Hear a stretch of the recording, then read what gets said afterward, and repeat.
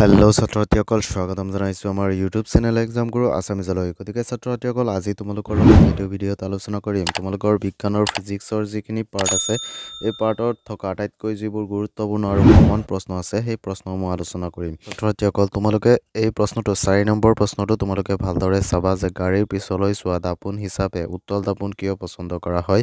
এই প্ৰশ্নটো তোমালোকে ভালদৰে শিকি ল'বা।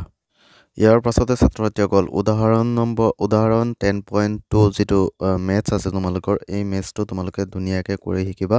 তোমালোকৰ মেট্ৰিক ফাইনেল 2024ত যিটো 27 তাৰিখৰ যিটো পৰীক্ষা তাৰ কাৰণে এইটো খুবেই ইম্পৰ্টেণ্ট।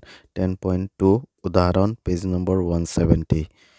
ইয়াৰ পাছতে ছাত্ৰছাত্ৰীসকল তোমালোকৰ পেজ নম্বৰ 180ত যিকেইটা তোমালোকৰ ৰশ্মি চিত্ৰ আছে এই ৰশ্মি চিত্ৰকেইটা ধুনীয়াকৈ শিকিবা। এই বি নম্বৰ ৰশ্মি চিত্ৰটো ধুনীয়াকৈ শিকিবা। তোমালোকৰ মেট্ৰিক ফাইনেল 2024ৰ কাৰণে খুবেই ইম্পৰ্টেণ্ট। এ আৰু বি এই দুয়োটা ধুনীয়াকৈ শিকি থবা। 2 মাৰ্কছৰ কাৰণে ডাইৰেক্ট কমন পৰিব।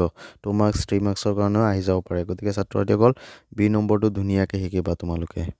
ইয়াৰ পাছতে ছাত্ৰছাত্ৰীসকল তোমালোকে পেজ নম্বৰ 182ত থকা উদাহৰণ নম্বৰ 10.4 এই প্ৰশ্নটো ধুনীয়াকৈ তোমালোকে শিকিবা। তাতে ছাত্ৰছাত্ৰীসকল তোমালোকে পেজ নম্বৰ 184ত থকা 3 নম্বৰ প্ৰশ্নটো ভালদৰে শিকিবা। এইটো খুবেই ইম্পৰ্টেণ্ট আৰু ইয়াৰ লগতে তোমালোকে চাবা উদাহৰণ নম্বৰ 10.3 যিটো আছে উদাহৰণ নম্বৰ 10.3টো তোমালোকে ধুনীয়াকৈ শিকিবা।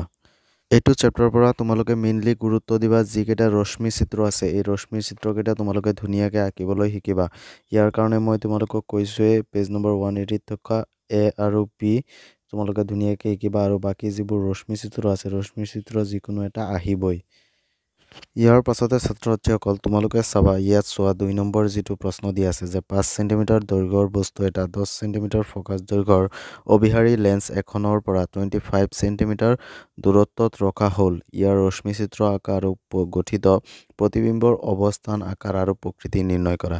এই প্ৰশ্নটো তোমালোকৰ কাৰণে ইম্পৰ্টেণ্ট আৰু ইয়াৰ লগত যিটো 3 নম্বৰ প্ৰশ্ন আছে এই 3 নম্বৰ প্ৰশ্নটো বহুতেই ইম্পৰ্টেণ্ট। পোহৰ চেপ্টাৰৰ পৰা 3 মাৰ্কছৰ কাৰণে আহি যাব পাৰে। গতিকে ছাত্ৰছাত্ৰীসকল এই প্ৰশ্নটো তোমালোকে ধুনীয়াকৈ শিকিবা। ইয়াৰ পাছতে তোমালোকে চোৱা এইটো প্ৰশ্ন তোমালোকৰ অনুশীলনীতে আছে। এই 7 নম্বৰ যিটো প্ৰশ্ন যে 30 চেণ্টিমিটাৰ বাছবেহাৰ্ডৰ উত্তল দাপোন এখনৰ পৰা 5 চেণ্টিমিটাৰ দৈৰ্ঘ্যৰ লক্ষ্যবস্তু এটা 20 চেণ্টিমিটাৰৰ সন্মুখত ৰখা হৈছে। প্ৰতিবিম্বৰ অৱস্থান ইয়াৰ প্ৰকৃতি আৰু আকাৰ নিৰ্ণয় কৰা। এইটো প্ৰশ্ন খুবেই গুৰুত্বপূৰ্ণ প্ৰশ্ন তোমালোকৰ মেট্ৰিক ফাইনেল 2024ৰ বাবে। তাৰ পাছৰ যিটো চেপ্টাৰ আছে যে মানুহৰ চকু আৰু বাৰে বৰণীয়া পৃথিৱী এইটো চেপ্টাৰ আটাইতকৈ ইজি ফিজিক্সৰ পাৰ্টৰ পৰা। গতিকে ছাত্ৰছাত্ৰীসকল ইয়াৰ পৰা তোমালোকে মাৰ্কছ একদম যাতে ফুল কেৰি কৰিব পাৰা তাৰ কাৰণে তোমালোকে চেষ্টা কৰিবা। ইয়াৰ পৰা ছাত্ৰছাত্ৰীসকল তোমালোকে শিকিবা চকুৰ উপযোজন ক্ষমতা কি। চকুৰ এইখিনি তোমালোকে এবাৰ ৰিডিং মাৰিবা। ইয়াৰ পৰা MCQ আহি যাব পাৰে নহ'লে 2 মাৰ্কছৰ কাৰণে প্ৰশ্ন আহি যাব পাৰে চকুৰ উপযোজন ক্ষমতা বুলি। তাৰ পিছতে ছাত্ৰছাত্ৰীসকল তোমালোকে শিকিবা পেজ নম্বৰ 195ত থকা টিণ্ডেল পৰিঘটনা। এইটো তোমালোকে ভালদৰে পঢ়িবা। তোমালোকৰ সৰু টিণ্ডেল পৰিঘটনা কি এনেকুৱা ধৰণৰ প্ৰশ্ন আহি যাব পাৰে 2 মাৰ্কছৰ কাৰণে। গতিকে তোমালোকে এইখিনি ভালদৰে পঢ়িবা টিণ্ডেল পৰিঘটনা। তাৰ পাছত প্ৰশ্ন আহিব পাৰে যে মুকলি আকাশৰ ৰং নীলা কিয়। এইটো প্ৰশ্ন তোমালোকৰ পৰীক্ষাত আহি যাব পাৰে। গতিকে খুবেই ইম্পৰ্টেণ্ট এইখিনি পঢ়ি ল'বা। তাৰ পাছত তোমালোকে শিকিবা এই 13 নম্বৰ প্ৰশ্নটো ভালদৰে শিকিবা। ইয়াৰ লগতে তোমালোকে শিকিবা এই 10 নম্বৰ আৰু 11 নম্বৰ এই দুটা প্ৰশ্ন ধুনীয়াকৈ তোমালোকে শিকি থবা। ইয়াৰ পাছত যিটো চেপ্টাৰ আছে তোমালোকৰ বিদ্যুৎ এইটো চেপ্টাৰৰ পৰা আটাইতকৈ যিকেইটা ইম্পৰ্টেণ্ট প্ৰশ্ন সেই প্ৰশ্নসমূহ হ'ল তোমালোকে প্ৰথমতে তোমালোকে এটা কাম কৰিবা। তোমালোকে এই চিত্ৰটো আঁকি শিকিবা। এই চিত্ৰটো তোমালোকে আঁকি শিকিবা। এইটো খুবেই ইম্পৰ্টেণ্ট চিত্ৰ যে কোষ এমিটাৰ বৈদ্যুতিক বাল্ব আৰু গ্লাক চাবিৰ সৈতে এটা বৈদ্যুতিক বৰ্তনীৰ নক্সা চিত্ৰ আঁকা বুলি তোমালোকৰ প্ৰশ্ন আহিব পাৰে। গতিকে এইটো বহুত ইম্পৰ্টেণ্ট তোমালোকে এই চিত্ৰটো আঁকি শিকিবা। ইয়াৰ পাছতে ছাত্ৰছাত্ৰীসকল উদাহৰণ নম্বৰ 12.5 এইটো আটাইতকৈ বেছি ইম্পৰ্টেণ্ট প্ৰশ্ন। তোমালোকে এই প্ৰশ্নটো চাই থবা 2 বা 3 মাৰ্কছৰ কাৰণে আহি যাব পাৰে।